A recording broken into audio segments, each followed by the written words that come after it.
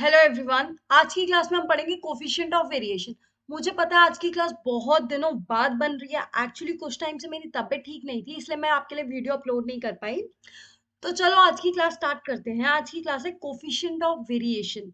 देखो, coefficient of variation पढ़ने से पहले हमने क्या पढ़ा है? हमने स्टैंडर्ड डेविएशन और वेरिएशन पढ़ा है। और हमें पता है स्टैंडर्ड डेविएशन और variation that is independent of scale. मतलब मल्टीप्लाई और डिवाइड से उसको फर्क पड़ता है, और it is independent of origin. Origin से उसको फर्क नहीं पड़ता। दैट मीन्स प्लस माइनस से फर्क नहीं पड़ता। अब देखो क्या होता है। अगर आपके पास डेटा है, आपको स्टैंडर्ड डेविएशन क्या बताता है कि मीन वैल्यू से आपका जो डेटा है कितना दूर है, कितना दूर है, डिफरेंस कितना है। ठीक है, मीन वैल्यू के आसपास है या दूर है। तो देखो, आसपास है या दूर है, तो वो आपको बेसिकली स्टैंडर्ड डेविएशन आपको क्या बताना चाह रहा है? It's a major of dispersion, it's an absolute measure of dispersion. मतलब कि आपका डेटा फैला हुआ है, ज्यादा डिस्पर्स्ड है या आसपास है, कंसंट्रेटेड है या डिस्पर्स्ड है। ये आपको कौन बताता है? स्टैंडर्ड डेविएशन बताता है या वेरिएशन बताता है। वेरिएशन में इसका स्क्वायर हो जाता है, otherwise it is a standard deviation. कि मीन वैल्यू से आपके जो डेटा पॉइंट्स है वो कितनी दूर है, मतलब ज्यादा स्प्रेड है या कम स्प्रेड है।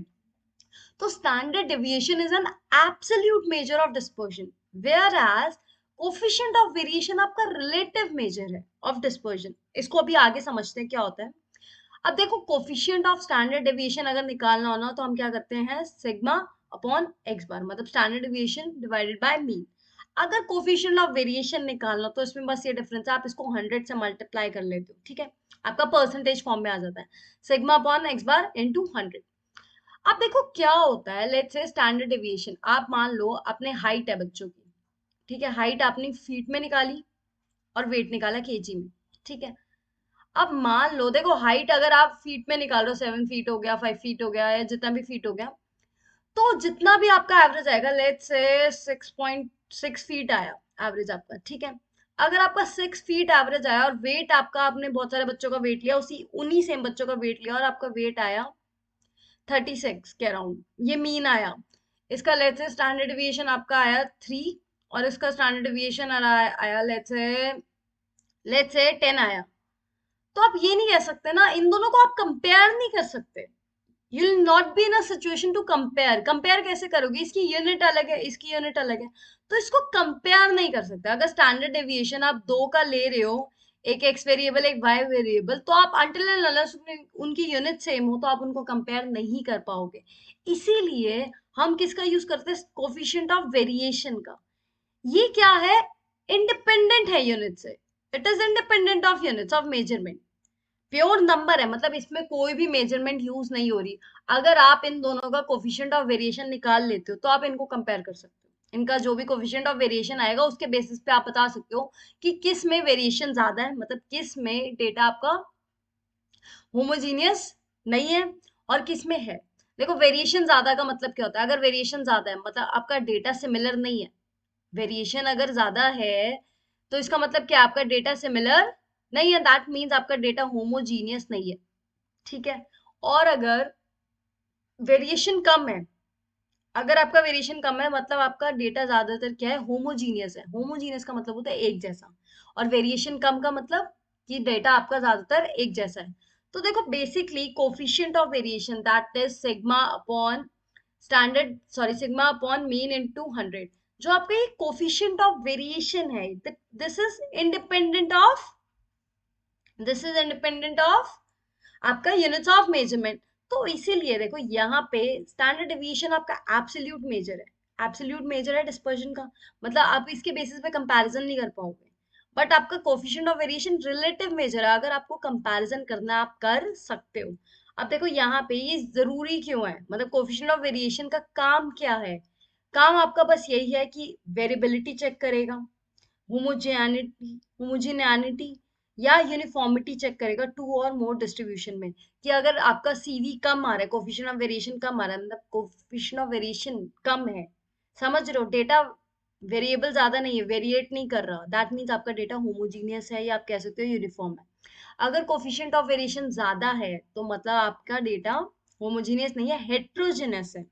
ठीक है, तो देखो अभी कंसेप्ट पढ़ लिया हमने, उसके बाद अब क्वेश्चन ट्राई करते हैं। चलो, अब देखो पहला क्वेश्चन ये है हमारा।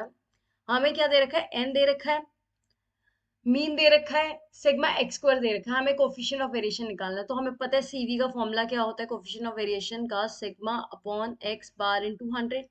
ठीक है, अब देखो यहाँ पे हमें ये गिवन है, ये गिवन है, इसकी हेल्प से हमें क्या निकालना है, variation, that is sigma square. तो सिग्मा स्क्वायर कैसे निकलेगा, summation X square by N minus X bar का होल स्क्वायर। तो यहाँ पे क्या वैल्यू आएगी, that is 1530 divide by N is 10। तो आपका आ गया 12 का स्क्वायर, दैट इज 144। तो आपका ये क्या आएगा, 153 minus 144, that will be equal to 9। तो आपका सिग्मा कितना आ गया, that is equal to 3। Sigma आ गया, आपको मीन पता है, डिवाइड कर दो, आंसर आ जाएगा। यहाँ पे आपका coefficient of variation will be 3 divide by 12 into 100। तो this will be your answer. आप इसको सॉल्व कर सकते हो and this will be your answer. See यहाँ पे ये जो कोफिशिएंट ऑफ वेरिएशन वाला टॉपिक है ना, ये बहुत इंपॉर्टेंट टॉपिक है, आपको एक ना एक क्वेश्चन तो जरूर मिलेगा, ये जरूर आता है पेपर में। अब देखो पास्ट ईयर में ट्राई करते हैं। देखो यहाँ पे क्या बताया, एवरेज वेज बोल रखा है, एवरेज वेज मतलब मीन बता रखा है, दैट इज कितना है, 550। ठीक है, स्टैंडर्ड डेविएशन आपको बता दिया। अगर वेरिएंस गिवन होता तो उसका अंडर रूट कर लेते तो आपका आ जाता स्टैंडर्ड डेविएशन, यहाँ पे 110। ठीक है, आपको सीवी बताना है, कुछ नहीं करना, आपको फॉर्मूला पता होना चाहिए, सिग्मा अपॉन मीन इंटू 100। अगर आपको ये पता है तो उसके बाद आपको कुछ नहीं करना, फॉर्मूला लगाओ, आंसर आ जाएगा।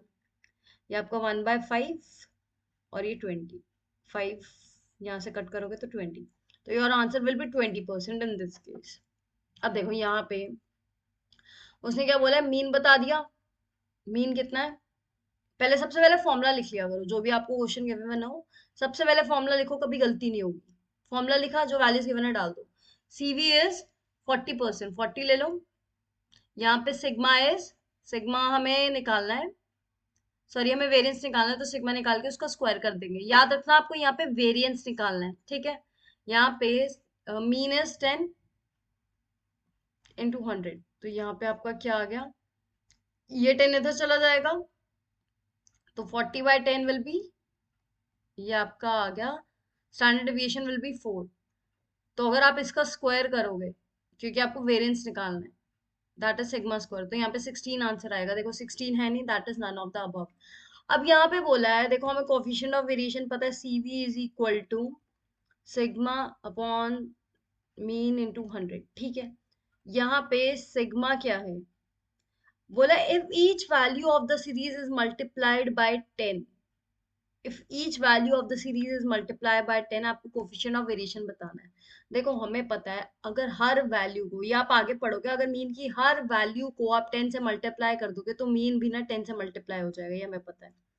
और हमें ये पता है स्टैंडर्ड डेविएशन होता है, अगर it is independent of scale, अगर आप मल्टीप्लाई डिवाइड कर रहे हो तो उसको फर्क पड़ता है, तो ये भी 10 गुना हो जाएगा।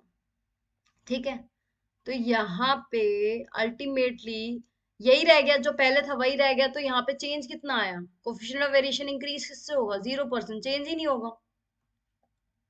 सी आज के लिए इतना ही। Till then keep learning and keep preparing. जो अभी तक हमने टॉपिक्स पढ़ लिए हैं उस पर मल्टीपल क्वेश्चंस प्रैक्टिस करो। और अगर आप लोगों के पास नहीं है तो I will send you some questions कि आप प्रैक्टिस करो, जो एटलीस्ट क्वेश्चंस जो हमने टॉपिक्स पढ़ लिए उसको पक्का करो। Thank you.